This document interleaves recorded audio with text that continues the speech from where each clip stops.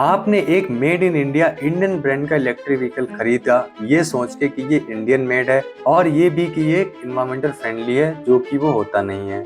लेकिन क्या आप ये जानते हो कि उसमें यूज होने वाली बैटरी मेड इन चाइना है, मोटर मेड इन चाइना है और कंट्रोलर से लेके मोटर में यूज होने वाले मैग्नेट्स तक मेड इन चाइना है। तो क्या ये भारत का इलेक्ट्रिक फ्यूचर चाइना के हाथों में है या भारत जानबूझकर चाइना से ईवी का सामान खरीद रहा है? अगर हाँ, तो क्यों और इसका भारत पर क्या इम्पैक्ट पड़ेगा और इंडिया अपना ईवी इंफ्रास्ट्रक्चर क्यों नहीं बनाना चाह रहा है? क्या इसके पीछे कोई डर है या फिर इसके पीछे कोई और ही रीजन है?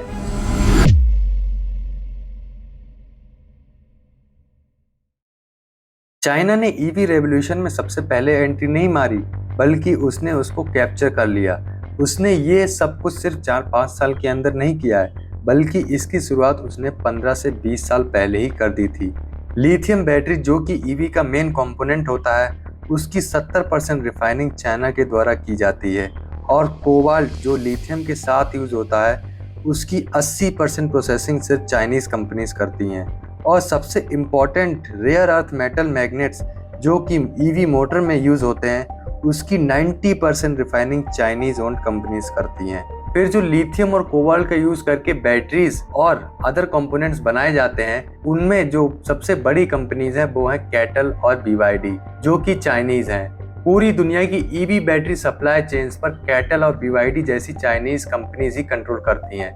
कैटल अकेले 35% से ज़्यादा ग्लोबल ईवी बैटरीज बनाता है और वहीं BYD 20% के आसपास ग्लोबल ईवी बैटरीज बनाता है, जो कि टोटल 50% के आसपास हो जाता है। इंडियन टू व्हीलर कंपनीज ओला और एथर और 4 व्हीलर कंपनीज टाटा और महिंद्रा सब ईवी बना तो रहे हैं, लेकिन बस बॉडी डिजाइन कर रहे हैं। बाकी उसका जो मेन कंपोनेंट्स हैं वो सब चाइना से इंपोर्ट होते हैं।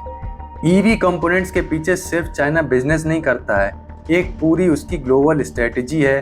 वो इन चीज़ों को अलग अलग तरीके से डिप्लोमेटिकली और जियोपॉलिटिकली यूज़ करता है। जैसे ऑयल वेस्टर्न कंट्रीज ने यूज़ किया था एज अ वेपन, वैसे ही चाइना अब ईवी टेक को यूज़ कर रहा है। चाइना से सस्ती ईवी बैटरीज और कंपोनेंट्स कोई दे नहीं सकता, देने तो दूर की बात रही, कोई बना भी नहीं सकता, जिसकी वजह से ग्लोबल ईवी मार्केट की डिपेंडेंसी चाइना के ऊपर बढ़ गई है। अब इस चाइनीज कंट्रोल्ड ईवी मार्केट से बाकी देशों को भले ही फर्क ना पड़ता हो, लेकिन इंडिया को जरूर पड़ता है। इसलिए इंडिया का जो विजन था कि वो 2035 तक 100% ईवी हो जाएगा, उसने उसको कट करके 30% तक कर दिया है। लेकिन क्या इंडिया अपनी ईवी नेटवर्क नहीं डेवलप कर सकता?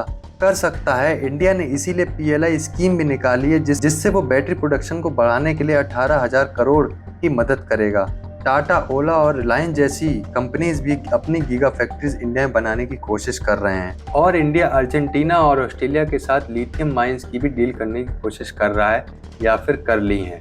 हम बैटरीज की फैक्ट्रीज तो लगा लेंगे और रेयर अर्थ मेटल्स की माइनिंग भी कर लेंगे, लेकिन रेयर अर्थ मेटल्स की रिफाइनिंग जो सिर्फ चाइना करता है वो हम कैसे करेंगे? क्योंकि रेयर अर्थ मेटल्स की रिफाइनिंग में सबसे ज़्यादा टॉक्सिक वेस्ट प्रोड्यूस होता है, जो कि रेडियोएक्टिव होता है और सराउंडिंग इन्वायरमेंट को बहुत ज़्यादा इम्पेक्ट करता है, जिससे वहाँ का वाटर, वहाँ की लैंड और वहाँ की एयर को इम्पैक्ट होता है। क्योंकि अगर कोई भी किसी तरीके की लीकेज या कोई और हादसा होता है तो उससे बहुत ज़्यादा नुकसान हो सकता है। लेकिन क्या फिर इंडिया ये नहीं कर सकता? इंडिया कर सकता है। इंडिया रेयर अर्थ मेटल्स की माइनिंग भी करता है, लेकिन इंडिया में बहुत ज़्यादा प्रिकॉशंस लेने पड़ेंगे, तभी ये काम किया जा सकता है। और आप लोग जानते हो इंडिया में प्रिकॉशंस का क्या हाल है। आज अगर इंडिया चुप रहा तो भारत का फ्यूचर इम्पोर्टेड होगा और गला चाइना के हाथ में होगा। लेकिन क्या इंडिया ये सब शॉर्ट टाइम पे कर पाएगा? जहां चाइना ने 15 से 20 साल लगा दी यहाँ तक पहुंचने में, क्या इंडिया ये 4-5 साल के अंदर कर सकता है? कमेंट में बताइए। और अगर आपको वीडियो अच्छी लगी हो तो वीडियो को लाइक करें, और अगर जियोपॉलिटिक्स में इंटरेस्ट रखते हैं तो इस चैनल को सब्सक्राइब करें और जियोपॉलिटिक्स को समझना शुरू करें।